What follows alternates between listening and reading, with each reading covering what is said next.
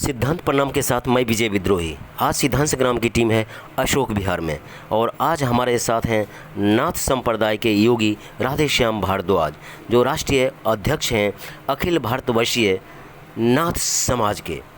क्योंकि नाथ समाज के बारे में कहा जाता है कि नाथ संप्रदाय के प्रथम गुरु और आराध्य हैं शिव। इस नाथ पंथ में अनेक फेमस गुरु हुए हैं, जैसे मत्स्य नाथ, गुरु शंकराचार्य और गुरु गोरखनाथ। ये है कि नाथ संप्रदाय है वो सत्य के ऊपर है।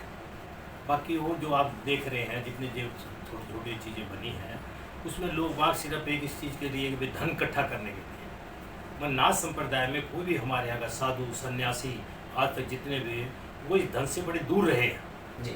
क्योंकि ये जब मनसा है त्याग की, नाथ संप्रदाय में जो सबसे बड़ा है वो त्याग है और त्याग में ही सबसे बड़ी ये बात है।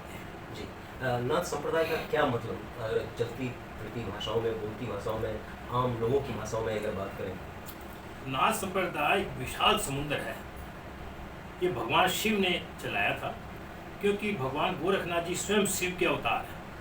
अवतार जो होता है वो कभी भी लुप्त नहीं होता, न मरता, और जो भी पैदा होता है उसको मरना पड़ता है। जैसे रामचंद्र जी पैदा हुए, तिथि आपको पता है, जन्मे और मरे। कृष्ण भगवान जी पैदा हुए, जन्मे और मरे। अवतारी पुरुष कभी नहीं लुप्त होता है।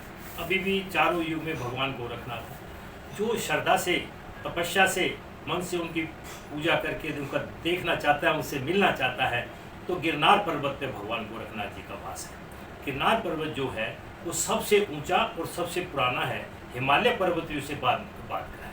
वहीं पे हमारा स्थान भगवान गोरखनाथ का, उसी पहाड़ की चोटी के ऊपर भगवान गोरखनाथ का मंदिर है। तो वो बहुत ही एक विचित्र स्थान है, जो कि 10,000 पौड़ियाँ चढ़ के जाना पड़ता है वहाँ भगवान के। तो भगवान गोरखनाथ आज भी हैं। समय अनुसार सारी स्थिति बदलती जाती है। अब जो युग चला है वो लोग बाग ये घंटी बजाना, वो करना, या कीर्तनों में करना, मगर भगवान गोरखनाथ ने कहा है कि भगवान तुम्हारे स्वयं अंदर है, आपकी आत्मा में ही भगवान है। यदि आप स्वयं ये चाहें कि भाई ये तो बात गलत है और मैं इसको प्रमाण करूं, तो आज अपने घर जाके आप बत्ती बंद कर लेना रात को एकांत में, और बिल्कुल ध्यान लगाना शांति से। आप ये देखना, अपना बचपन देखना, उसके अंदर आपकी आत्मा पूरा बचपन बताएगी। ये बताएगी आपने किसके साथ अच्छा किया, किसके साथ बुरा किया, किसके साथ क्या क्या करते रहे हो। सिर्फ ये आपको पता है, आपको किसी को बताने की जरूरत नहीं, मगर आपको मालूम है। तो भगवान गोरखनाथ जी कहते हैं जो कर्म है, जो आपका वो है, वो सब आपकी आत्मा के अंदर है। तो बाकी इधर उधर ये करके दुनिया भर की बातों से नहीं है। भगवान गोरखनाथ ने हठ योग चलाया। हठ योग से इससे ज़्यादा कुछ है नहीं दुनिया के अंदर, मगर लोग वहाँ इधर उधर अपने स्वार्थ में, इधर सिद्धियों में, या लोग कुछ ऐसे हैं जो तांत्रिक टाइप के हैं, या वो करना, तो ये नाथ संप्रदाय में नहीं आता। नाथ संप्रदाय बहुत विशाल और जन कल्याण करने वाला है। जी, मंदिर को लेकर भी है कि मंदिर गली गली नहीं होना चाहिए, जगह जगह नहीं होना चाहिए? देखो जी, हम तो, मेरी उम्र 79 की हो गई है, और जब हम कभी भी गांव में इधर उधर जाते थे, दूर जाते थे, तो गांव के बाहर एक मंदिर होता था, उसे शिवाला कहा जाता था। शिव जी का ही होता शिवाला। जिसे भी कोई पूजा पाठ करनी है वो वहाँ जाए। कोई भी साधु सन्यासी आता है तो वहाँ रुके शिवालय में, और जिसे भी जाना है मिलने के लिए वो वहाँ जाए, ना कि वो घर घर में आए, घर घर में जाए, घर घर में रुके। आज ये देखो मंदिर है, अच्छी बात है, लोगों की आस्था शायद बढ़ रही है, मगर ये देखो कितना पाप हो रहा है।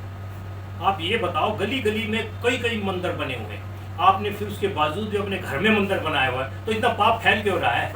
जी, जब आपके घरों में मंदिर है, घर में पूजा करते हैं, मंदिरों में पूजा करते हैं, दान, तो इतना पाप क्यों फैल रहा है देश के अंदर? तो हमारे यहाँ जो मंदिर की प्रथा चली है, ये थोड़ा सा अपने निजी स्वार्थों के कारण चली है।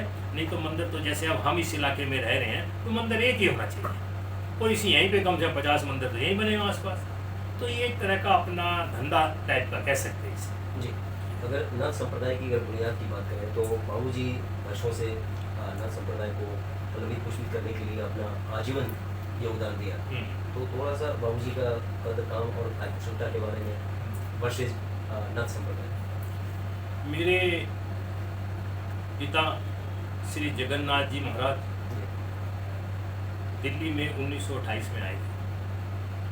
उसके बाद धीरे धीरे उन्होंने 1935 के अंदर एक मकान बनाया और हम फिर परिवार से परिवार बढ़ता चला। और उन्होंने सबसे लालसा ये थी कि मतलब भाई समाज के लोगों के लिए कुछ किया जाए, क्योंकि समाज में बड़ी गरीबी थी, बहुत ज़्यादा गरीबी समाज में नाथ संप्रदाय में रही है, क्योंकि नाथ संप्रदाय में कोई काम तो है नहीं, तपस्या का कोई काम नहीं, तो इस वजह से अब ये हम घर वालों की बात कर रहे थे। तो जो करते करते धीरे धीरे उन्होंने मिलना जुलना, लोगों को इकट्ठा करना। तो हमारे पूर्वज एक बहुत ही विद्वान ज्ञानी और पैसे वाले भी थे, जो कि ये अपनी एम्स के पास जगह है, गौतम नगर भी कहते हैं, और उसे पहले और भी कुछ नाम से जाना जाता था। वहाँ पे श्री न्यादरमल जी होते थे। तो हमारे पिताजी की न्यादरमल जी से मुलाकात हुई। वो भी बहुत बड़े समाज सेवी थे, उन्होंने बहुत सेवा की समाज की, उस टाइम में की जब लोगों का रोटी नहीं थी। उन्होंने एक दफ़ा अपने जीते जी काज किया था। उस टाइम जो ये एम्स बना हुआ है, यहाँ पे बहुत बड़े बड़े गड्ढे बनाए गए थे, बहुत उनको सीमेंट से पूरा बनाया गया था। कई गड्ढे थे जिन्हों में किसी में चावल थे, किसी में दाल थी, किसी में बूरा थी, इस तरह का उनको भरा गया था। और उसके बाद वो काज किया गया था, सब जितने भी गांव के इधर उधर आने वाले खूब खाओ। तो ऐसे विचार रहता था आदमियों का पहले कि भाई जो हमारे पास है थोड़ा तो दूसरे को भी मिले, मगर अब वो विचार नहीं है। इसी तरह न्यादरमल जी ने भी समाज की बहुत सेवा की। वो मेरे पिताजी के अच्छे मित्र भी बने। और 1963 में फिर इलेक्शन हुआ दिल्ली का, तो वो यहाँ दिल्ली के बादशाह चुने गए। और मेरे पिताजी श्री जगन्नाथ जी दिल्ली के दीवान थे, उनकी फ़ोटो वगैरह पुरानी हमारे पास आज भी है। तो उनसे ही मैंने ये देखा कि भाई समाज में जितना छोटा तबका है, हमारा गरीब तबका, उसके लिए कुछ किया जाए। और उसी को उठा के मेरे को लगभग 40 वर्ष हो गया। 40 वर्ष में मैं लगभग सारा हिंदुस्तान घूमा हूँ। कोई ऐसी जगह नहीं है, आप मेरे पास आए हैं, आपको मेरे को वहाँ जाना है तो मैं आपका 10-5 आदमी के नाम टेलीफोन नंबर दे दूँ जो आपको स्टेशन पे एयरपोर्ट पे मिलेंगे। तो मेरी ये सबसे बड़ी सेवा समाज के हित के लिए ये है।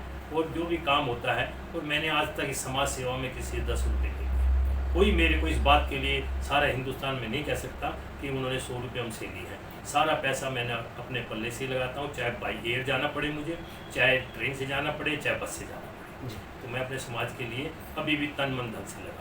योगी राधेश्याम जी, सबसे बड़ा सवाल ये है कि आपका दिल कभी कचोटता है, कभी दिल में टीस, कभी वो वेदना, जो नाथ संप्रदाय का जो बीज बिंदु है और जो आज का जो उत्कर्ष कहते हैं कि सनातन संस्कृति का उत्कर्ष काल चल रहा है, तो उस समय में एक ऐसा संप्रदाय जो सारे संप्रदायों का निचोड़ हो, सारांश हो, अमृत हो, और वो अमृत कलश कहीं न कहीं लगता है योगी राधेश्याम जी को गुम हो गया, कहीं छुपा हुआ है, दबा हुआ है। आखिर ऐसा क्यों? ऐसा इसीलिए है कि जो नाथ संप्रदाय है उसने अपनी पीढ़ियों दर पीढ़ियों कुछ दिया है, सबको दिया है। नाथ संप्रदाय ने सबको दिया है। हमारे जो बड़े बड़े साधु सन्यासी थे, उनके बड़े बड़े जो राजाएं थे वो उनके गुरु थे, वो चेले शिष्य थे। जैसे आप भर्तृहरि जी को कह लो, भर्तृहरि चक्रवर्ती राजा थे। चक्रवर्ती राजा वो होता है जिसके अधीन 108 राजे हों, वो चक्रवर्ती राजा कहलाता है। भगवान गोरखनाथ के आशीर्वाद से उन्होंने राजपाट छोड़ के और साधु बने और अमर हो गए। भर्तृहरि जी का नाम सारे राजस्थान में पूजा जाता है, गवर्नमेंट वहाँ छुट्टियाँ करती है उनके नाम की। इसी प्रकार उनके छोटे भाई हुए, उन्होंने भी गोरखनाथ जी से आशीर्वाद लिया था, वो उसकी गद्दी पे बैठे थे। हिंदुस्तान के अंदर कोई अगर वीर पैदा हुआ है या कोई ज्ञानी मतलब न्याय करता हुआ है, वो राजा विक्रमादित्य हुआ है। राजा विक्रमादित्य की इतनी बड़ी हिस्ट्री है जो कि ना पढ़ाई जाती है ना बताई जाती है। उसी के टाइम में इस देश में दूध की नदियाँ बहती थी, सोने के सिक्के चलते थे।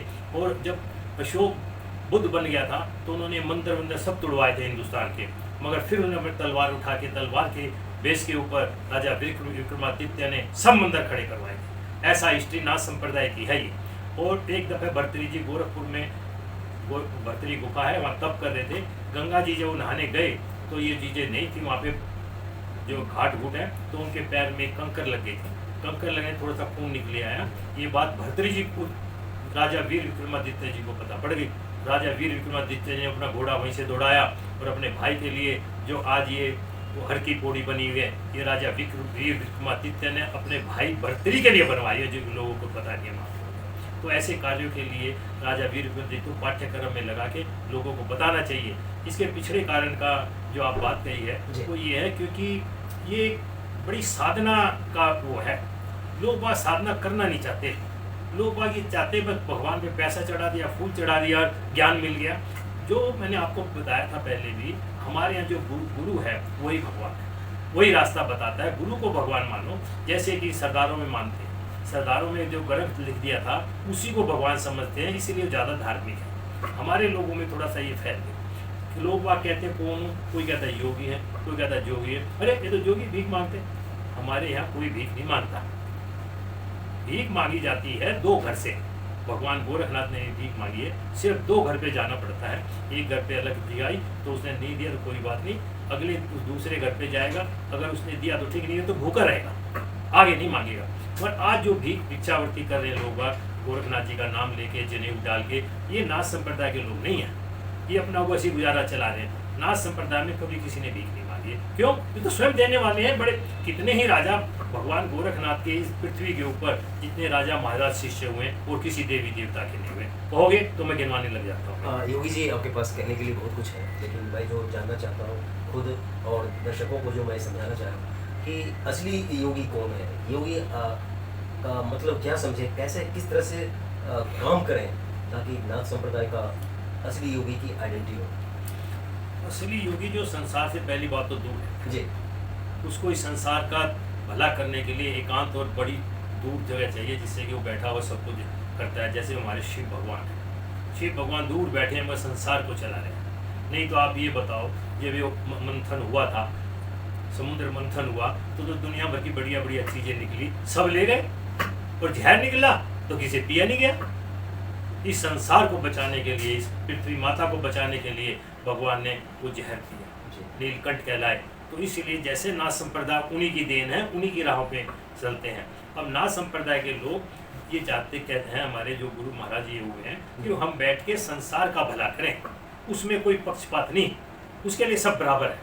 कोई भी है, छोटा है बड़ा है, उसमें कुछ नहीं, वो चाहे झोपड़ी वाला हो चाहे महल हो, उसकी निगाह में एक है। तो नाथ संप्रदाय है जो अब ये धीरे धीरे इसका यही होता जा रहा है। लोग बाग ना तो तपस्या है। योगी राधेश्याम जी, अभी माना जाता है कि सनातन संस्कृति का उत्कृष्ट काल चल रहा है, तो उस उत्कृष्टता के बीच में नाथ संप्रदाय का परचम, क्योंकि संप्रदाय का निचोड़ और सारांश नाथ संप्रदाय है, तो सरकार से और आम जनमानस से जो भारतीय संस्कृति के कहीं न कहीं डायरेक्ट इनडायरेक्ट पक्षधर रहे हैं, हमारी संस्कृति फले फूले भारत में भारतवर्षीय है जी, बड़े दुख से कहना पड़ रहा है अपने 40 साल के सफ़र में कि मैंने, कोई भी आपको देखेंगे आप ताज्जुब कर जाएंगे, मेरे पास इतने बड़े लेटर रखे हुए हैं। आज तक जितने भी प्रधानमंत्री हुए, राष्ट्रपति हुए हैं, और जितने भी सीएम और जितने भी वो हुआ है, उनके लिए हमेशा से मैंने पत्र व्यवहार किया है। अभी भी मोदी को कम से कम 10 पत्र लिख चुका हूँ मोदी जी को। मेरा कहना ये है कि नाथ संप्रदाय के लिए आप लोगों को कुछ ना कुछ करना चाहिए, क्योंकि नाथ संप्रदाय की संस्कृति धीरे धीरे लुप्त होती जा रही है। किसी पाठ्यक्रम में नाथ संप्रदाय का नाम नहीं आता, जबकि आप मुसलमानों को पढ़ाते हो, सिख भाइयों को पढ़ाते हो, ईसाइयों को पढ़ाते हो और जैनियों को पढ़ाते हो, छोटे छोटे जो मीरा को पढ़ाए हो, दादू को पढ़ाते हो, तो आप लोगों को कितनी लज्जा आती है मेरे को ये बात सुन के, है कि भैया नाथ संप्रदाय का जो है कम से कम एक अध्याय तो उसमें डालो। मेरे पास कितने पेपर मैं आपको दिखा दूँ, आप हैरान रह जाएंगे, जो कि मैंने हर HRD मिनिस्टरों को, प्रधानमंत्रियों, CM को और सबको मैंने लिखे, NCERT को भी लिखे हैं, सब मौजूद है मेरे पास पेपर, मगर किसी ने आज तक सुनाई नहीं करी देश के अंदर। अब आदित्यनाथ जी आए, आदित्यनाथ जी को हमने कई दफ़े कहा है, हाँ सुना है मैंने, आदित्यनाथ जी ने एक चैप्टर अपने नाथ संप्रदाय का लगाया है। तो जब तक नाथ संप्रदाय के बारे में लोगों को पता ही नहीं होगा तो आगे संस्कृति कैसे चलेगी? जब तक हमारे उद्देश्यों का लोगों को पता नहीं होगा तो कैसे चलेगी आप बताओ। तो इसलिए नाथ संप्रदाय एक तो बड़ा ही सहनशील और बहुत सत्य पे चलता है। झूठ जो है वो सत्य के चारों तरफ घूमता रहता है, धीरे धीरे धीरे धीरे धीरे धीरे असत्य मरता रहता है और सत्य हमेशा अमर रहता है। इस तरह नाथ संप्रदाय कभी खत्म नहीं होगा। और संस्थाएं बहुत है वो जो पैसों के मार्जिन से आई, थोड़े दिन चलिए आश्रम खत्म हो गए फला, नाथ संप्रदाय सच्चाई के ऊपर खड़ा हुआ है। कई संप्रदाय जो है पानी के बुलबुले हैं, लेकिन अगर नाथ संप्रदाय की बात करें तो वो अमृत है जो सचमुच में भारत कल्याण ही नहीं विश्व कल्याण की बीज बिंदु है। लेकिन योगी राधेश्याम भारद्वाज जी जैसे शख्सियत का दिल कितना टूटता है, जो असली भारतीय है उनका दिल कितना महसूस करता है कि मैथिली शरण गुप्त की उन पंक्तियों के साथ, जब हम कल क्या थे आज क्या हैं और क्या होंगे अभी, आओ हम सब मिलकर विचारें समस्याएं सभी। ये सवाल, ये जो बात है, ये केवल योगी राधेश्याम भारद्वाज जी का नहीं है, हम सभी का है। और खासकर उत्कृष्टता की बात करते हैं, स्वर्णिम काल की बात करते हैं कि सनातन संस्कृति का स्वर्णिम काल है। तो उस स्वर्णिम काल में हमारे सारी संस्कृतियों का जो निचोड़ है, नाथों का नाथ संप्रदाय, उसका हाशिए पे जाना क्या दर्शाता है, आखिर रजा क्या है, आखिर मतलब क्या है। हाथी के दांत की तरह बाहर से कुछ और अंदर से कुछ और। लेकिन यक्ष सवाल यदि योगी राधेश्याम भारद्वाज जी का है तो हमें तो फिर एक बार मंथन करना पड़ेगा और हमें निकालना पड़ेगा नाथ संप्रदाय का वो निचोड़ जो भारत बनने जा रहा है, अखंड भारत और विश्व गुरु वाला भारत। तो उस संकल्पना को अगर पूरा करना है तो हमें चलना पड़ेगा सिद्धांत योगी राधेश्याम जी के भारद्वाज जी के बताए सिद्धांतों पर, और उन्हीं सिद्धांतों पर नाथ संप्रदाय का परचम और स्वर्णिम का मतलब भारत, अखंड भारत। तो चलिए आओ, अंधेरे को क्यों दिखा रहे, अच्छा हो एक दिख चलाए। आपको ये बातचीत कैसी लगी, योगी राधेश्याम भारद्वाज जी से की गई बातचीत हमें जरूर बताएं। फिर मिलते हैं किसी नए शख्सियत, किसी नए मुद्दे, किसी नई संस्कृति, किसी नए सिद्धांत के साथ। तब तक आप जुड़े रहें। कलम की आन, भारत की शान, सिद्धांत संग्राम। धन्यवाद।